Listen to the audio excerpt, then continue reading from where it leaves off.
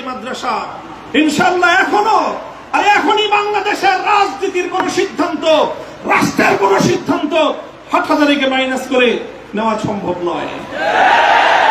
আমরা অনেক সময় কিছু বলি না, দেখি যে কতদূর পর্যন্ত যায়।